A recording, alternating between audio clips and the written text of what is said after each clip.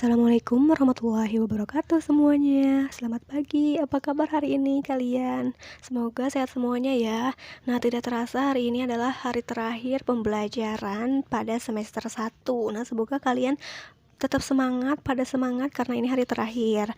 Nah, hari ini kita akan membahas atau melanjutkan materi dari pertemuan kemarin. Pertemuan kemarin kita telah membahas mengenai penanganan surat masuk sistem buku agenda. Nah, hari ini kita akan mempelajari tentang prosedur pencatatan surat keluar sistem buku agenda. Nah, langsung saja kita masuk ke pembahasannya. Seperti yang telah dijelaskan sebelumnya, surat keluar adalah surat yang dibuat atau dikirimkan oleh suatu instansi atau kantor kepada pihak lain, baik perorangan, kelompok maupun suatu lembaga. Nah, surat yang baik dapat memberikan citra yang baik pula bagi si pembuatnya. Oleh karena itu, pembuatan surat tidak boleh dianggap sebelah mata atau semaunya saja. Surat harus dibuat dengan aturan-aturan tertentu, baik dari segi fisik maupun dari segi isinya. Nah, apalagi jika itu merupakan surat dinas atau surat yang berkaitan dengan pekerjaan, tentu akan lebih banyak lagi yang harus diperhatikan. Terlebih karena surat dinas dapat menjadi bukti yang otentik terhadap suatu hal. Contohnya, surat keputusan pengangkatan pegawai yang dapat menjadi bukti bagi seseorang dalam bekerja, sebagai dasar bahwa orang tersebut telah resmi diangkat menjadi seorang pegawai, sehingga orang lain tidak dapat mengingkari. Bahkan, surat juga dapat menjadi alat bukti hukum dalam kegiatan di persidangan. Agar tidak terjadi hal-hal yang buruk, tentu harus ada pihak yang bertanggung jawab terhadap keabsahan surat yang telah dibuat. Nah, walaupun seseorang bekerja di kantor, ia tidak lantas dapat membuat surat kepada pihak lain sesuai dengan kehendak hatinya. Harus ada cara atau prosedur tertentu yang dibuat secara khusus, yakni tentang apa, mengapa, siapa, kapan, dan bagaimana surat itu seharusnya dibuat. Dengan demikian, pertanggungjawaban akibat adanya suatu surat yang telah dibuat juga akan menjadi jelas dan mencegah kesalahan komunikasi. Nah, berikut ada beberapa alasan atau beberapa faktor dibuatnya surat keluar. Yang pertama, merupakan jawaban dari adanya surat masuk yang diterima. Yang kedua, merupakan kebutuhan, misalnya untuk keperluan pelaksanaan kegiatan, serta yang ketiga memberikan informasi, misalnya surat pemberitahuan dan surat edaran.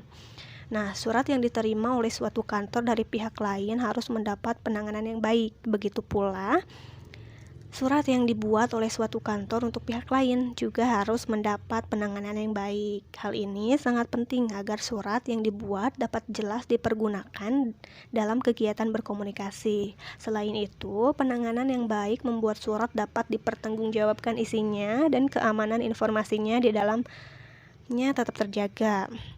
Nah, sama halnya dengan penanganan surat masuk. Penanganan surat keluar sistem buku agenda juga dilakukan melalui satu pintu, yaitu dari dan kembali ke tata usaha pusat. Nah, berikut adalah langkah-langkah penanganan surat keluar sistem buku agenda. Yang pertama, pembuatan konsep surat. Yang kedua, persetujuan konsep surat. Yang ketiga, pencatatan surat. Yang keempat, pengetikan konsep surat. Yang kelima, pemeriksaan pengetikan. Yang keenam, penandatanganan surat. Yang ketujuh, pemberian cap dinas. Yang kedelapan, melipat surat. Yang kesembilan, penyimpulan surat. Yang kesepuluh, pengiriman surat. Dan yang kesebelas, penyimpanan surat. Nah, langsung saja kita masuk ke prosedur pencatatan surat keluar yang pertama, yaitu pembuatan konsep surat. Konsep surat sering disebut sebagai draft. Nah, saat pengetikan sebelum menggunakan komputer, tetapi saat masih menggunakan mesin tik manual atau mesin tik elektrik, pembuatan surat dimulai dengan pembuatan konsep secara tertulis di atas kertas. Pembuatan konsep secara manual bertujuan untuk menghindari kesalahan pengetikan yang sering terjadi saat mengetik surat tanpa konsep. Nah, saat ini kegiatan pengetikan surat sudah menggunakan media yang lebih canggih seperti komputer dan laptop, sehingga kegiatan pengetikan dan pembuatan surat akan menjadi lebih mudah. Nah, dengan munculnya komputer dan laptop, penulisan konsep surat ini mulai ditinggalkan. Namun, Meskipun demikian, masih ada yang tetap menggunakan cara lama, yaitu membuat konsep surat terlebih dahulu secara manual, baru kemudian mengetikkannya menggunakan komputer. Nah, walaupun hanya berupa konsep, pembuatan konsep surat sebaiknya tetap dibuat dengan baik dan disusun secara lengkap sesuai dengan bentuk serta aturan pembuatan surat. Dengan demikian, kesalahan pengetikan atau kemungkinan revisi dapat dihindari. Nah, pembuatan konsep surat dapat dilakukan dengan dua cara. Yang pertama, sentralisasi, yaitu dipusatkan pada unit tertentu yang menangani kegiatan administrasi persuratan. Yang kedua, dengan cara desentralisasi, yaitu dibuat oleh masing-masing unit atau bagian tertentu sesuai dengan kebutuhannya masing-masing. Nah, pembuatan konsep surat juga dapat dilakukan oleh dua pihak. Yang pertama, oleh atasan atau pimpinan. Nah, atasan bisa membuat konsep dan mengetik konsepnya secara lengkap, biasanya untuk surat rahasia. Nah, bisa juga konsep itu dibuat sendiri, kemudian diserahkan kepada jurutik. Bisa juga atasan membuat konsep secara garis besar, kemudian nantinya diselesaikan dengan lengkap oleh sekretaris. Dan atasan juga bisa langsung mendiktekan konsep surat kepada sekretarisnya. Nah, yang kedua, orang yang ditunjuk atau konseptor. Nah, pimpinan dapat menunjuk langsung orang yang dipercaya untuk membuat konsep surat. Nah, agar ada keseragaman dalam pembuatan konsep surat, sebaiknya konsep ditulis di lembar konsep surat. Selain lebih rapi, hal tersebut juga memudahkan dalam pembuatan konsep, mencegah adanya informasi yang tertinggal, serta menghasilkan surat yang jelas pertanggungjawabannya. Nah, berikut ini merupakan contoh lembar konsep surat dan cara pengisiannya. Nah, pada lembar konsep surat ini terdapat nomor surat, alamat yang dituju, lampiran, perihal, isi surat, singkatnya, kemudian ada keterangan disusun oleh siapa, disetujui oleh siapa, dikirimkan oleh siapa, dan nanti dibubuhkan paraf oleh orang-orang yang bersangkutan. Prosedur yang kedua adalah persetujuan konsep surat. Nah, jika konsep surat dibuat oleh konseptor atau bawahan, konsep tersebut harus mendapatkan persetujuan dari pimpinan dengan tujuan untuk memeriksa apakah konsep surat tersebut sudah sesuai atau perlu diperbaiki. Nah, jika konsep tersebut sudah mendapat persetujuan dari pimpinan, pimpinan akan memberikan tanda ACC. Accepted atau telah disetujui pada konsep tersebut. Prosedur yang ketiga adalah pencatatan surat. Nah, konsep surat yang sudah mendapat persetujuan dari pimpinan selanjutnya dicatat ke dalam buku agenda surat keluar untuk diregistrasi atau didaftarkan. Hal ini bertujuan untuk mendapatkan nomor surat dari agendaris sesuai dengan aturan pemberian nomor surat yang berlaku di kantor tersebut. Nah, contoh pencatatan agenda surat keluar adalah sebagai berikut. Prosedur yang keempat adalah pengetikan konsep surat. Konsep surat yang telah mendapatkan persetujuan pimpinan dan mempunyai nomor surat, selanjutnya dapat diserahkan kepada juru ketik untuk diketik dengan rapi. Nah, jangan lupa untuk membuat sampul surat yang akan digunakan. Prosedur yang kelima adalah pemeriksaan pengetikan. Nah, juru ketik harus memeriksa pengetikannya sebelum surat tersebut dicetak. Jangan sampai ada kesalahan pengetikan sekecil apapun, walaupun hanya satu huruf sekalipun. Apalagi jika informasi surat berupa angka-angka. Ketelitian harus dinomorsatukan karena beda angka adalah kesalahan fatal. Bahkan, konseptor juga harus memeriksa pengetikan tersebut sehingga benar-benar sesuai dengan konsepnya. Selain itu, konseptor juga harus memberikan dengan pensil sebagai pertanda surat sudah sesuai dengan konsep. Prosedur yang keenam adalah penandatanganan surat. Nah, setelah surat selesai diketik dengan rapi, pejabat yang berwenang atau bertanggung jawab terhadap surat tersebut akan membubuhkan tanda tangan di atas nama terang.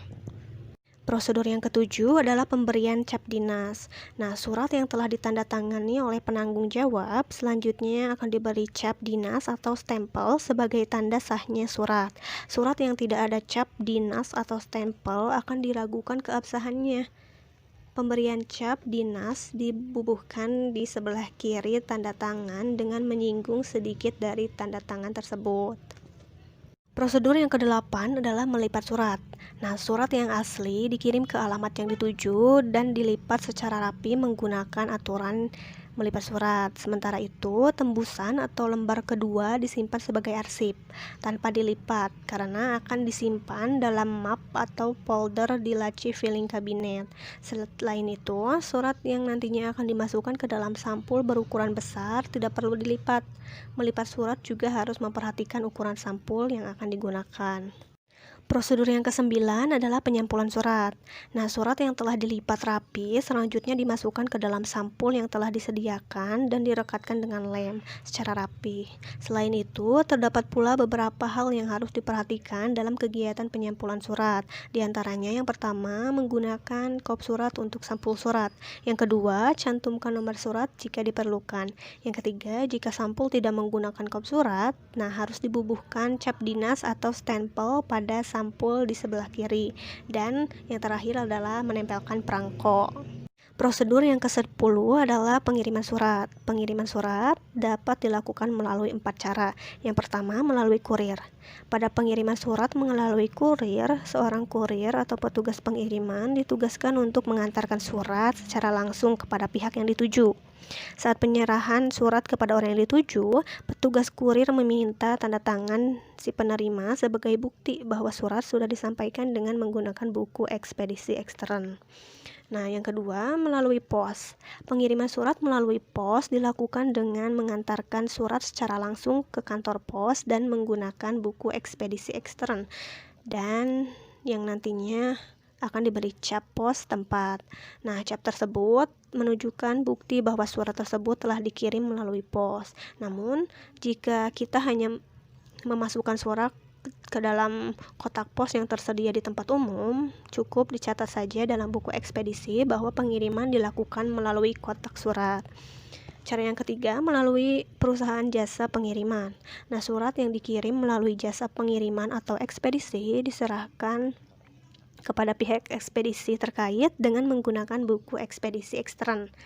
Kemudian dilakukan pencetakan bukti pengiriman berupa resi yang nantinya dapat digunakan untuk melacak paket.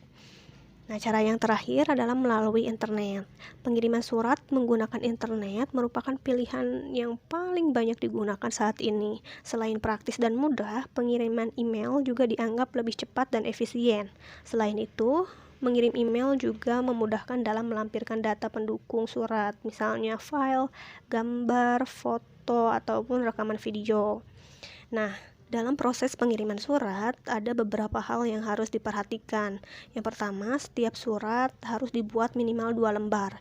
Satu untuk alamat yang dituju, dan 1 lembar tembusan atau halaman kedua untuk arsip perusahaan. Yang kedua, apabila alamat penerima surat yang dituju itu cukup banyak, misalnya surat edaran yang ditujukan untuk banyak orang, nah surat cukup dibuat 1 lembar saja. Nah, setelah ditandatangani, surat tersebut diperbanyak dengan mesin fotokopi. Selanjutnya, lembar surat yang asli disimpan sebagai arsip, sedangkan kopiannya dikirimkan ke berbagai alamat yang dituju.